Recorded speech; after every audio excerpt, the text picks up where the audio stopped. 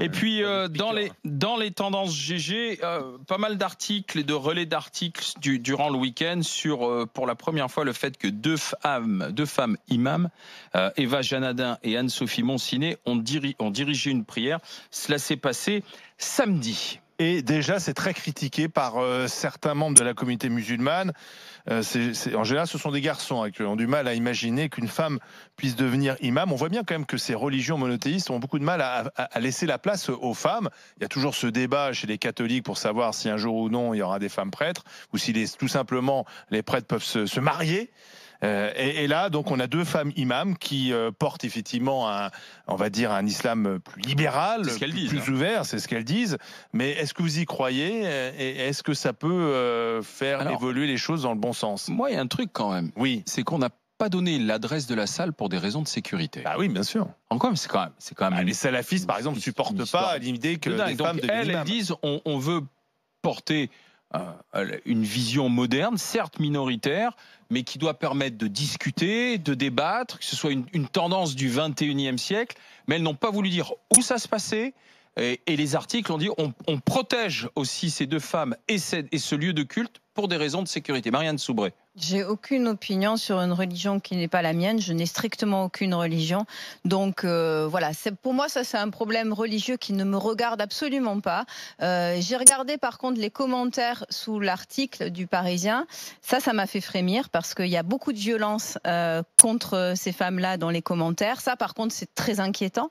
Maintenant, on va balayer un peu devant notre porte de pays catholique. Il n'y a pas de femmes prêtres, quoi. Donc voilà, à partir du moment où il n'y a pas de femmes prêtres, je ne vais pas donner des leçons aux musulmans.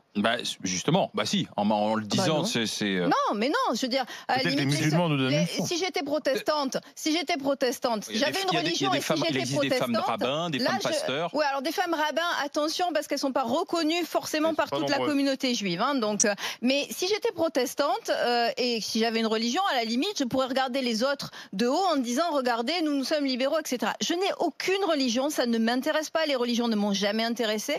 Et en plus, pour un pays, la France qui était soi-disant fille aînée de l'Église, on va arrêter quand même de donner des leçons à des religions alors qu'il n'y a pas une seule femme prêtre catholique, c'est tout. Didier Giraud. Je sais pas qui donne des leçons, mais enfin moi j'ai pas le sentiment que les catholiques de France donnent des leçons. Voilà. Après sur cette histoire-là.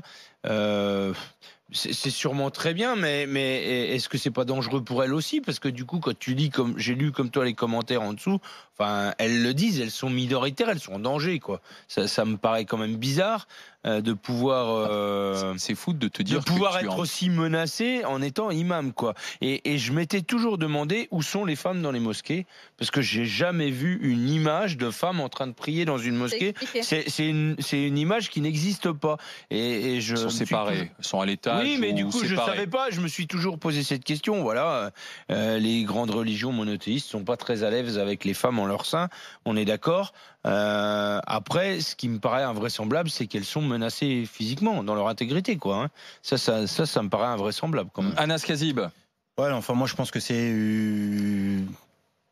il faut condamner en fait le fait qu'elles soient menacées, parce que c'est une connerie. Enfin, tout ce qui a affaire à Dieu et à la croyance.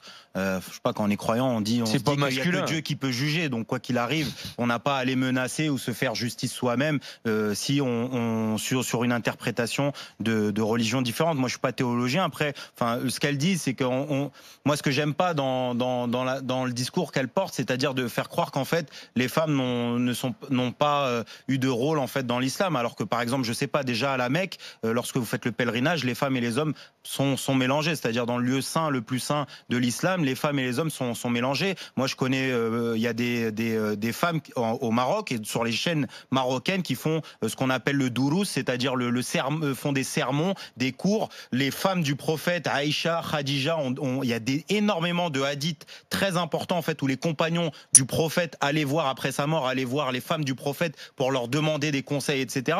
Donc les femmes ont eu un rôle. Après, chacun peut juger. C'est une question d'interprétation. Chacun peut juger du niveau d'importance. En tout cas, elles ne révolutionnent pas le féminisme. En tout cas, à mon sens, dans l'islam, si c'est ça le but. Après, moi, pour moi, elles ont le droit de faire ce qu'elles veulent. Les gens ont le droit, s'ils veulent, ils considèrent ils souhaitent aller prier avec elles. Ils ont le droit de prier avec elles. S'ils veulent aller prier ailleurs, ils prient ailleurs. Et enfin, moi, ça me va. Il y a pas, oui, mais les femmes imams, ça n'existait pas. En plus, elles font des prêches en français. C'est ce qu'elles expliquent. Elles y tiennent aussi à ce que ce soit moderne, à ce que ce soit en français, ce qui existe peu aujourd'hui et ce qui a posé aussi un certain nombre de problèmes. Anas Kazib. Aujourd'hui, la totalité quasi, en France en tout cas, des sermons du vendredi, c'est-à-dire la prière un peu la plus importante, c'est celle de la prière du vendredi, un peu à l'image du dimanche pour les chrétiens. Les sermons sont traduits en français. C'est-à-dire qu'ils ne peuvent plus. Ils sont traduits. Ils sont traduits. Ils sont pas faits en français. Ils sont traduits. Bien sûr, ils sont. Ou ils sont en français. Non, mais ils sont traduits parce que de toute façon, enfin, le Coran, il est en arabe. Il y a pas. C'est une traduction, mais le Coran n'existe pas en français ou en anglais. On est obligé de le traduire. Mais aujourd'hui, de ma génération, on connaît pas bien l'arabe, on lit pas bien l'arabe, etc. Donc t'es obligé de nous traduire aussi en français. Ils se sont adaptés. Il y avait à un moment donné des anciens qui voulaient rester fermes là-dessus, dire non, le sermon il est traditionnel, c'est-à-dire qu'il est en arabe et on bouge pas. Et puis au final, ils ont vu qu'il y avait de la jeunesse, il y avait des gens qui sont nés en France et qui connaissent pas l'arabe et ils se sont adaptés. Donc enfin voilà, moi je pense que la chose la plus importante en tout cas là-dessus, laissez-les tranquilles. Voilà, laissez-les faire, laissez-les exercer. Voilà, laissez-les tranquilles. Après, c'est la religion, chacun a son interprétation. Moi, enfin voilà, je pense qu'il faut aussi, lorsqu'on se dit religieux, imam, il faut aussi faire avec les règles de sa religion, quoi qu'on en pense. Et de son époque, voilà, moi, j'ai jamais entendu de prière en français personnellement. Enfin, on peut faire un discours, des conseils en français, mais mener la prière en français, j'ai jamais entendu ça de ma vie. Et parce que le Coran, il est en arabe. Je sais pas. Et alors, tu peux traduire et derrière faire la Torah, elle est pas écrite en français. Je sais pas s'il y a des rabbins qui font. Si, c'est en français. Peut-être qu'ils traduisent certains passages, mais la prière, c'est-à-dire la prière, pas le discours. Après, enfin bon, laissez-les. Voilà. Foutez-leur la paix, laissez-les exercer. Faut pas les menacer, faut laisser. Enfin voilà, faut laisser ces choses. Voilà pour les tendances GG aujourd'hui.